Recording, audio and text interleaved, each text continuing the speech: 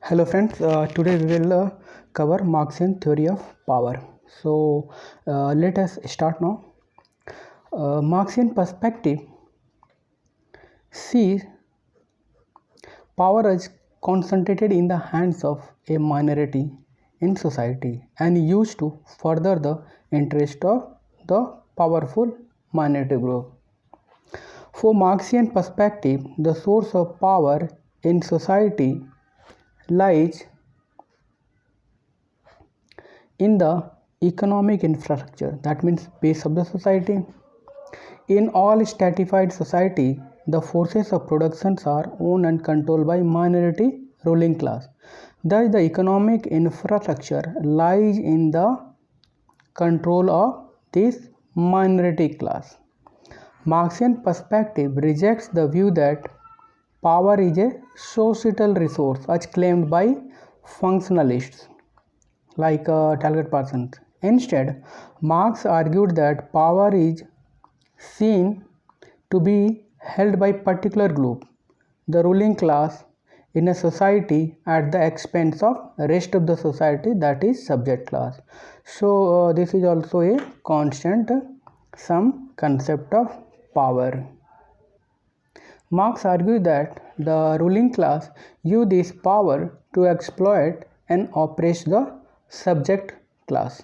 For example, in capitalist society, much of the wealth produced by the labor power of the proletariat, that means subject class, is appropriated in the form of profit by the bourgeoisie, that is ruling class. The ruling class power extends beyond economic relationship.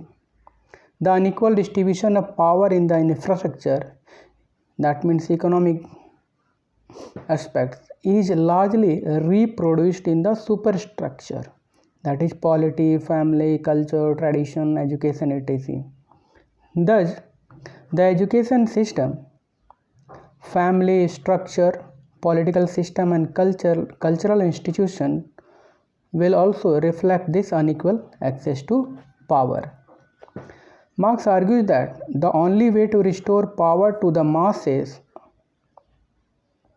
of the people involves community ownership of forces of production.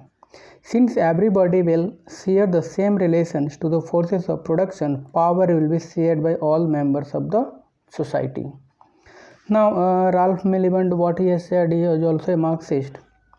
Ralph Miliband sees that the state is being run by a number of elites who run the central institutions. These include the cabinet ministers, MPs, senior police and military officers, and top judges. Together, they act largely to defend the bourgeoisie. All elites share a basic interest in the preservation of capitalism and the defense of private property. Many who occupy elite positions are themselves members of the bourgeoisie. The other elites will also tend to come from a similar background as the bourgeoisie and share a similar outlook and follow policies which support bourgeoisie interest. Even those from working class background who make it into the elite will have to have adopted bourgeoisie values to get there. The economic power of the ruling class enables them to shape the beliefs, wishes and desire of the subject class. This takes place through the process of legitimation. How it is done? It is done through the continuous persuasion and massive indoctrination, like through continuous advertisement, like indoctrination of the subject class, not only to accept the policies of the capitalist class but also the ethos. So we have to remember the term continuous persuasion and massive indoctrination. It will enrich our writing skill. So but also not on that means continuous persuasion and massive indoctrination of subject class not only to accept the policies of the capitalist class but also the ethos, the values and the goals of capitalist class. 4. Example, advertising is used to promote culture of consumerism and public relation is used to promote the view that major concern of the big business is public service and welfare of the community. Now let us see what Nikos Palundjas has said. He is also a Marxist. Nikos Palundjas agreed with the Marx that political power is always used to promote the interest of ownership class. According to him, capitalist state best serve the interest of the capitalist class only when members of this class do not participate directly in the state apparatus. Polonjaz argued that the ruling class does not directly govern but rather its interests are served through the state institution. From outside, those who occupy the state apparatus are different from those who own the industry and business. This helps capitalists. How? This arrangement works for the benefit of bourgeoisie. Bourgeoisie, that means capitalist. So no need to be confused about this term. The relative autonomy of the state allows it to rise above sectional interest within the bourgeoisie and to represent the class as a whole. The relative autonomy of the state enables it to promote the myth that it represents the society as a whole. It helps state in presenting itself as a representing the public interest and national unity, but actually reality is something different. It also helps its state to make some concessions to the subject class to diffuse any radical protest and anger and to contain their demands within the framework of the capitalist economy. Polonjaz divided the state apparatus into two: repressive apparatus, that means it consists of army, government, police, tribunals, administration, which exercises coercive power, and the ideology. And second apparatus is ideological apparatus. The church, political parties, the unions, schools, mass media, and family, which is concerned with the manipulation of values and beliefs rather than the use of force. So state use both these apparatus for the interest of ruling class. Now let us see the evidence to support Marxism. Now we can witness the effect of decisions of the state. Westergaard and Ressler argued that power can only be measured by its consequences, that means result. If scarce and valued resources are concentrated in the hands of minority, that group largely monopolize power in society. Second, concessions to the working class. It has been seen that the reforms have left the basic structures of inequality unchanged in most of the countries, and there has been little redistribution of wealth like in India. Very few are billionaire rich, and this inequality is rising. Measures have also sought to diffuse working class protest and prevent it from developing in more radical direction. Non-decision making. John Urey, in criticizing Dahl, argues that he ignores the process by which certain issues come to be defined as decisions and others do not. Only safe decisions that do not in any fundamental way challenge the dominant position of the bourgeoisie are allowed. We can clearly witness in Indian policy makers also in decision. So all these points we can experience in India and across the rest of the world also. Now ideology. Westergaard and Ressler argued that ruling class ideology promotes the view that private property, profit, mechanisms of market economy and inequality which results are reasonable, legitimate, normal and natural, quite evident in Indian society. False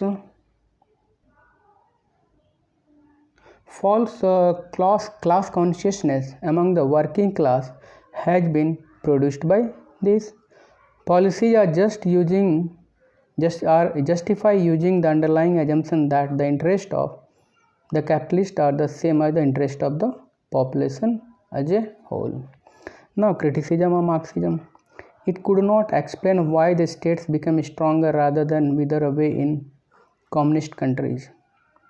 Marxists fail to take account of the possibility that there are sources of power other than wealth.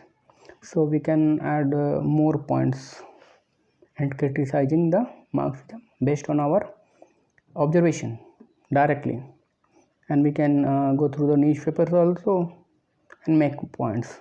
Now let us see the neo-Marxist theories. Antonio Gramsci. Gramsci was an Italian sociologist and political activist. He was the leader of Italian Communist Party and was probably the most influenced by Marx. Antonio Gramsci rejected the conventional Marxist economic determinism. He did not believe that economic infrastructure determined to any great degree what occurred in the superstructure of society. He talked of reciprocity between the structure, that means infrastructure, and superstructure. Although the infrastructure could affect what took place in the superstructure, the reverse was also possible. Unlike traditional Marxists, he divided the superstructure of the society into two parts: political society and civil society. Political society was primarily concerned with the use of force by the army, police, and legal system to repress troublesome elements within the population. Civil society consists of those institutions normally thought of as private, particularly the church, trade unions, mass media, and political party. Gramsci claimed that the state is nothing but combination of political society and civil society. If the ruling class maintained its control by gaining the approval and consent of members of the society, then it has achieved what Gramsci called hegemony. Here he has stated the importance of ideas in society. The ruling class only maintains control of the extent that they could command the beliefs of the population through civil society. So here he is emphasizing the ideas, power of ideas. However, state could remain hegemonic only if it was prepared to compromise and take account of the demands of the exploited class. And for following three important reasons, ruling class hegemony could never be complete. So partial hegemony will not be absolute and complete because of the following three factors Gramsci is mentioning. So let us see what is it. First, historic blocks. Both the ruling class and the subject class are divided internally. Hence, no group on its own could maintain the dominance of society. Second, the concessions. State always has to make some concessions to the subject class in order to be able to rule by consent instead of relying on the use of force, because by using force we cannot continue for long term. Consent is always required. That means combination of consent and force both are required. So for consent, some concession, ruling class for consent, ruling class concession must be done to the subject class. Now third, dual consciousness. Individual possesses dual consciousness. Some of their ideas are derived from superstructure institutions like church, schools to accept that capitalism is natural and desirable. However, in part, individuals believe are also product of their activities and experiences. To some extent, they would be able to see through the capitalist system and realize that their interest lay in changing it. For example, their day-to-day experience of poor working conditions and low wages would encourage them to change the system. To overthrow capitalism, Gramsci argued that intellectuals have to emerge within the subject class to mold their ideas and realize them being exploited by ruling class through hegemony, and hence forming a new historic bloc of the exploited capable of overcoming ruling class hegemony. Now let us see what Michel Foucault have said about it. Foucault argued that power operates at all levels of social interactions in all social institutions. Power and knowledge are closely tied together and reinforce each other. For example, claims to knowledge of doctor are also claims to power as they are put into practice in an institutional context such as hospital. The increase in knowledge about health and illness gives power to doctors who could claim authority of the patients. Foucault introduced the concept of development of discourses, which provide a way of discussing power and knowledge. The power of doctor in the above example is attained by dominant medical discourse. Foucault has also shown that different discourses develop in different fields of society. So we have to remember discourse. For example, sexuality, gender, working organization, medicine, polity, etc. Thus, Foucault concept of power is found in all social relations rather than in some dominant group. Let us see what Bob Joseph has said. He states that economic system cannot reproduce and regulate itself without some assistance from non-capitalist institutions like family. Hence, other parts of the society are bound to have some autonomy from the economy. He believes that state has operational autonomy and can even be harmful to capitalism. He argued that globalization and increasing penetration of market forces into many parts of the life have led to an increasingly strong influence of capitalism over non-economic parts of society. But rather than controlling the state, capitalism merely exercises ecological dominance. He also sees a shift in the state policies away from the Keynesian welfare state policy of full employment through government intervention in economy and emphasizing on mass production and mass consumption, that is Fordism, toward the Schumpeterian workforce post-national regime, production of more specialized product and knowledge-based economy, what is we are witnessing nowadays. The role of state shifts away from direct intervention in the economy to creating the conditions where innovative businesses can thrive. This is the global phenomenon nowadays. The prime aim of the state policy has become economic success through rather than social justice or provision of welfare. The regime is termed post-national because it is focused on international competition rather than regulating the national economy. Now let us see the state-centered theories. What are they? Eric A. Nordingler. The state acts independently. What he argues that the state acts independently or autonomously to change society. The autonomy of the democratic state has three forms. Type 1. The state autonomy occurs when the state has different wishes from those of major groups in society and implements its preferred policy despite pressure for it not to do so. Second, state autonomy. Type 2 state autonomy occurs when the state is able to persuade opponents of its policies to change their minds and support the government. Type 3 state autonomy occurs when